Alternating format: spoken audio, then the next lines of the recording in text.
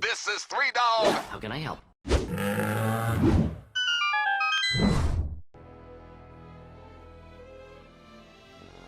So I want you to listen for a little while. You'll start to hear these guttural tones, a procession of percussion to follow. This orchestra is not the Philharmonic, it is the Sony E3 presentation, their press conference, an incredible showcase. Before we really get into it and show you what this orchestral music led to, I just want to say that no company seems to encapsulate and understand the known quantity that these games aren't merely commodities, but they're pieces of art. They're pieces of art that are meant to inflame, provide feelings of nostalgia, express, challenge, and push you in amazing ways. And the Sony E3 press conference really shows that games can do that, something that the other press conferences simply didn't do. So before we get into this real, just beautiful, incredible, nearly perfect, I'd say, exemplar, I want to just let you listen to a message from one of the Sony execs before they even got started. Before we go any further, though, I think it's important that we take a moment to address the heartbreaking tragedies of Orlando this past weekend. A horrific event like that, carried out by a madman, really underscores our need for greater love, tolerance, and respect of people of all kinds. On behalf of the PlayStation community, I just want to say that our thoughts are with the victims and the families and the community of Orlando. We stand foursquare with them, and we hope that in this week of perhaps our gaming celebrations, within the diversity of our gaming community, we can find some strength, some comfort, and some solace. The PlayStation community stands foursquare with our friends and fans in the LGBT community as well. And I know they're all in the hearts of everyone tonight. It should be noted that none of the other major corporations that had a press conference did anything like this. Many of them wore lapels to show their solidarity with the terrible attacks that happened in Orlando. And some gamers out there are really vehemently pushing the notion that these two should not be connected. That merely to do that will lend credence to the notion that violence is spurred by video games. And I think you'll see from even what he just said there, you have to know that that isn't the case, that we're all human beings. And because this is something that affects us as human beings, it's important to rejoice in entertainment, but respect the loss that happened. So that out of the way, an incredible kudos to Sony. Let's get into what they actually showed. First and foremost, like we said before, they opened with a live orchestra. The live orchestra was there throughout the entire press conference, and it added so much. It added an almost concert-like quality to the press conference that continued. And it really felt like a showing, a celebration of gamers. You compare it to a lot of what Xbox did and Microsoft, Bethesda. They had a lot of checked off tech marks of price points that they needed to tell you. There were things that they need to explain of where their business model is going. I wasn't here with Sony. They really pushed the notion that games are art, specifically with one game that really captured my heart. God of War, there is a new God of War. The world is exploding, and it's a human story. I never really connected with the God of War games. They were always fun. They were always mechanically great from Santa Monica Studios. But this new God of War, just in the first few seconds, has enticed me more and impressed me more than what Mass Effect offers. This God of War connected on a human level. In the trailer, you can see that Kratos is here. This is after the events of God of War, a whole new trilogy. And some interviews after the fact with the Santa Monica team, they said this time they're trying to push the notion that family is important, that Kratos saw being a god as a disease that breeds anger, and he doesn't want that in his son. The father-son relationship, the tentative touch when he doesn't know as a human being how to comfort someone that cares about him.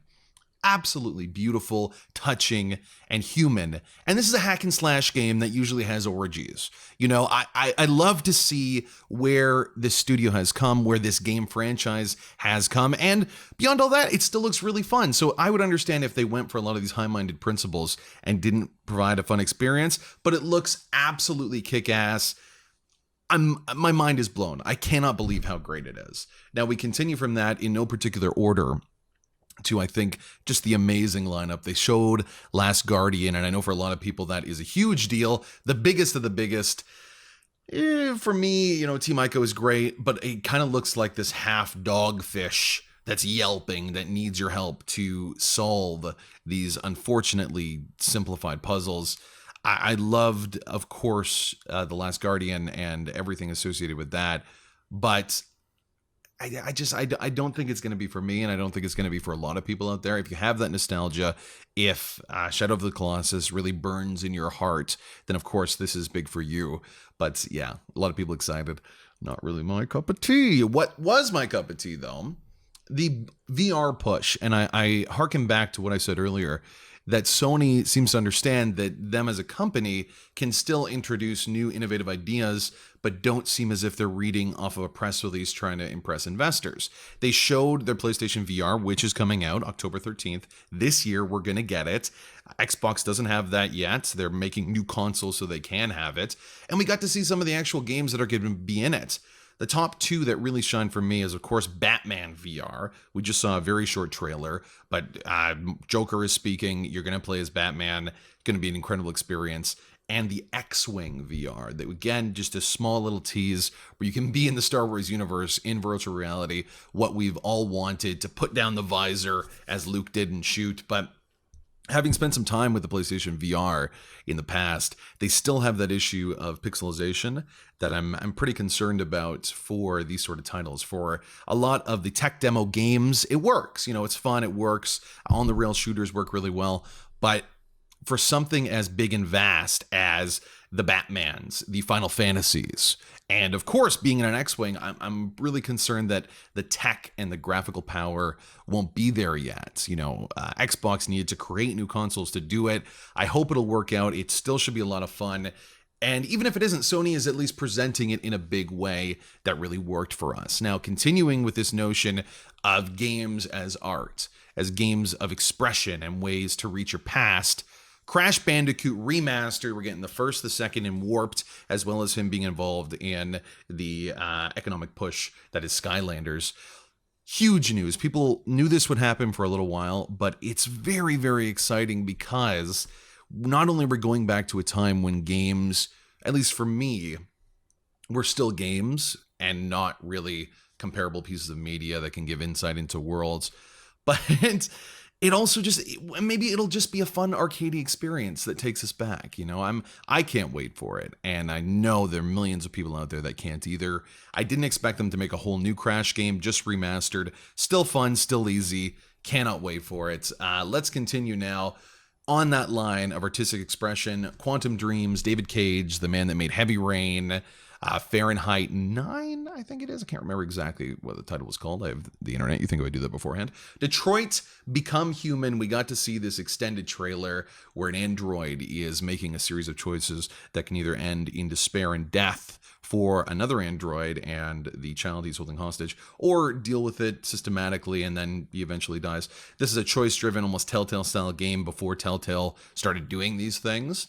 Love the first ones because even more than Telltale, I feel like these games can give you a very large branching stories with a lot of different variables. The great thing about this that I think the last iteration, Heavy Rain, and the game that he made afterwards didn't capitalize on as much is that when you move into a sci-fi setting, I think it gives you a lot more freedom with this gameplay mechanic.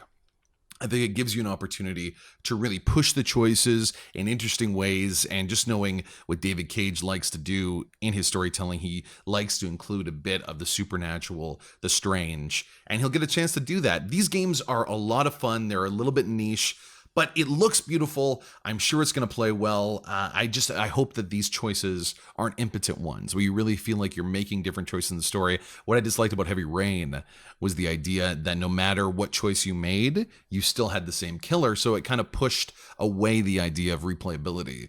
If this story is fluid and a little more intangible, then I think it'll be a huge, huge hit. Oh, going down this line, there's so many incredible games. I know I'm going to miss some, but just think about the ones that really exploded in my head. Insomniac is making a new Spider-Man. I think if you're over the age of 25, you know Spider-Man 2 is perhaps the greatest free roaming experience you've ever had in gaming. It was one of the first times for me that I got to feel like I was in a different world. The idea of immersion as a kid really hadn't been captured by a different game studio. But Spider-Man is coming back again. Insomniac, Ratchet & Clank fame, they know what they're doing. It looks beautiful. It looks so much like those old games. It looks I'm about to cry when I see it, because not only does it take you back to this world and that time in your life, but the fundamentals look so precise. And just, they look so easy to use, fun to master, everything that a fun arcadey Spider-Man game should be. It looks like that's what they're capturing here. So going down the list of other big highlights, the huge showing of Horizon Zero Dawn. We got to see some real gameplay now.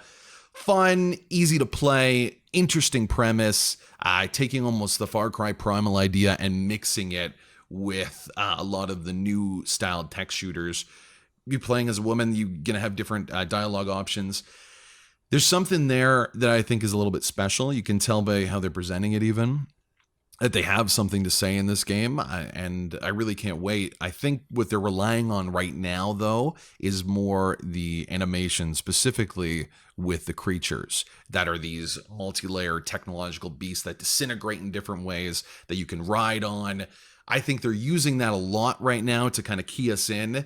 But Guerrilla Games, like I spoke with some of the insiders beforehand, they were able to snatch up so many great people. You know, people from Metal Gear Solid, people from Fallout New Vegas that are building up this title. So when you have all these just top tier talents focused on making one big open world experience, I think it might blow us away in huge ways. So it's just all of these games too push an idea of narrative strength in some way or other. You know, Spider-Man pushes a narrative through gameplay.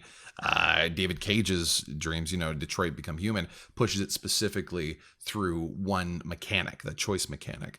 But so many of these games just make you want to be a member of that world and live there for as long as you can, and, you know, maybe teach you something about yourself. That's why I love, what a year to be in gaming. I'm usually more articulate than this, but it is a little overwhelming. You know, we've been at this for a lot of years here on VGS. I got a radio show associated with it. I had to convince people for so long that gaming is something that should be considered and contemplated and cared about, and just something that should be on your mind on a day-to-day basis, like a great book or a great movie or any great Shakespearean play that challenges you.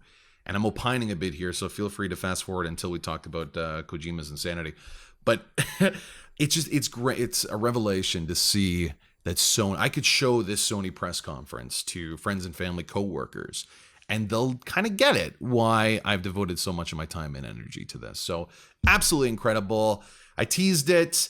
The batshit crazy release, Kojima's title, Death Stranding. Stranding? Yeah, that's what it is. This avant-garde Norman Reedus sea orgy. It looks like a mixture of Eyes Wide Shut with a little bit of Free Willy hitting it. We know nothing about it. It looks insane. It looks stylized. It looks like it'll be that final piece in the puzzle. When you look at this as a whole, the Sony press conference, you see that each of these different games, which are mostly first-party titles, exclusive to PlayStation, each of these games provide a different piece of what a great narrative experience is. They give us big open worlds. They give us great arcade styles. They give us great esoteric gameplay. They give us, you know, these incredible animations, the idea of family, these themes all pushed together that just feel like I'll never have to leave my PlayStation again. And that's something that Xbox didn't do. That's something that a lot of the publishers didn't do at all. But Sony really seems to get it. I've never seen a better press conference. I wasn't there this year. I spent a few years there, and I was there when Sony released the PlayStation 4. And this, for me, feels a lot better because I see it as a real evolution of what gaming is. And I think by the time next E3 rolls around, maybe a few after this, you will see this in every major piece of mainstream media because of how impactful it is, because of how good it looks, because of how powerful it is to human beings. And, you know, thank you, Sony, for really pushing the notion that gamers are human beings and games can give you insight into the human condition. I'm Andy Borkowski, this is VGS. Keep watching all my inane shit, and I do appreciate it.